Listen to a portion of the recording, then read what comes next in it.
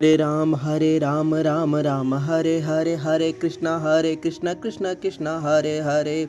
जय श्री राम। आज का दिन भारतवर्ष के लिए बड़ा ही हर्षो उल्लास का दिन है, क्योंकि आज है देव उठनी एकादशी।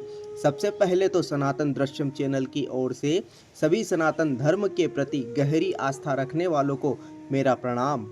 सबसे पहले बात करेंगे कि देव उठनी एकादशी क्यों मनाई जाती है। धार्मिक शास्त्रों के अनुसार आषाढ़ शुक्ल पक्ष में एकादशी तिथि को शंखासुर दैत्य मारा गया था।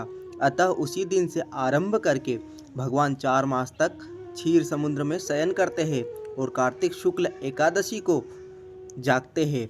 पुराण के अनुसार यह भी कहा गया है कि भगवान हरि ने वामन रूप में दैत्य बलि के यज्ञ में 3 पग भूमि दान के रूप में मांगी थी।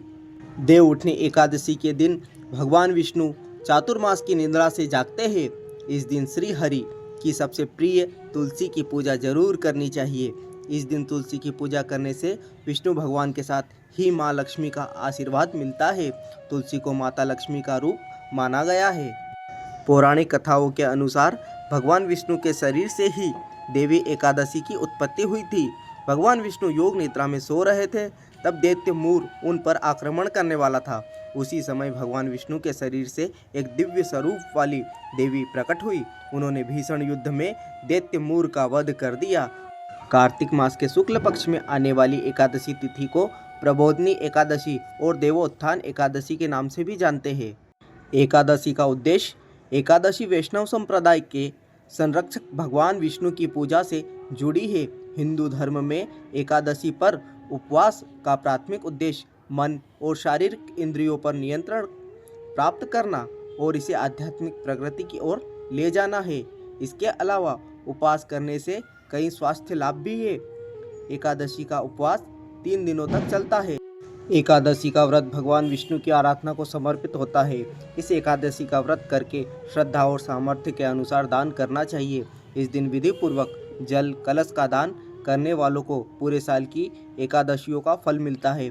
इस प्रकार जो इस पवित्र एकादशी का व्रत करता है वह समस्त पापों से मुक्त हो जाता है। जगन्नाथपुरी में एकादशी को लेकर कहा जाता है कि एकादशी माता ने महाप्रसाद का निरादर कर दिया था, जिसके दंड स्वरूप भगवान विष्णु जी ने उन्हें बंधक बनाकर उल्टा लटका दिया था। भगवान विष्णु ने कहा था कि मेरा प्रसाद मुझसे भी बड़ा है। जो भी व्यक्ति यहाँ आकर मेरे दर्शन करेगा उसे महाप्रसाद ग्रहण करना आवश्यक है। विष्णु पुराण में जिक्र किया गया है कि एकादशी के दिन चावल खाने से पुण्य फल की प्राप्ति नहीं होती, क्योंकि चावल को हविष्य अन्न देवताओं का भोजन कहा जाता है। यही कारण है कि देवी देवताओं के सम्मान में एकादशी तिथि पर चावल का सेवन करना वर्जित है। देव उठनी एकादशी को देव प्रबोधनी या देवोत्थान एकादशी के नाम से भी जानते हैं।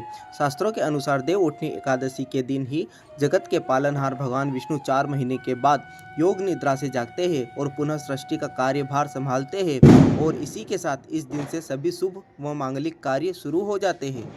वैसे तो साल में 24 एकादशी का व्रत रखने का विधान है, लेकिन जो लोग 24 एकादशी का व्रत नहीं रख पाते वह कुछ महत्वपूर्ण एकादशी का व्रत रखते हैं, जैसे देवशयनी एकादशी, देव प्रबोधनी एकादशी, निर्जला एकादशी, मोक्षदा एकादशी, पाप मोचिनी एकादशी। देव उठनी एकादशी के दिन तुलसी विवाह कराने की भी परंपरा है। इस दिन तुलसी माता का विवाह भगवान शालिग्राम के साथ कराया जाता है। मान्यता है कि तुलसी विवाह कराने से कन्यादान के समान पुण्य की प्राप्ति होती है। श्री हरि की भक्त वृंदा का जन्म राक्षस कुल में हुआ। उनका विवाह दानवराज जलंधर के साथ किया गया। एक बार देवताओं और दानवों में युद्ध हुआ। जब जलंधर युद्ध पर जाने लगे तो वृंदा ने उनकी जीत के लिए एक अनुष्ठान किया। व्रत के प्रभाव से देवता जलंधर को जीत ना सके और भगवान विष्णु जी के पास गए। तब भगवान विष्णु ने जलंधर का रूप धरकर वृंदा के महल में पहुँचे। वृंदा का जैसे ही संकल्प टूटा, देवताओं ने जलंधर को मार दिया। वास्तविकता जानने पर वृंदा ने भगवान विष्णु को श्राप दिया कि वह पत्थर के हो जाएंगे। जब भगवान विष्णु पत्थर के हो गए तो देवताओं में हाहाकार मच गया। तब वृंदा ने भगवान को पहले जैसा कर सती हो गई। उनकी राख में से एक पौधा निकला। तब भगवान विष्णु ने उसे तुलसी नाम दिया। इसके बाद तुलसी और शालिग्राम हरि प्रबोधनी एकादशी पर विवाह की परंपरा शुरू हो गई।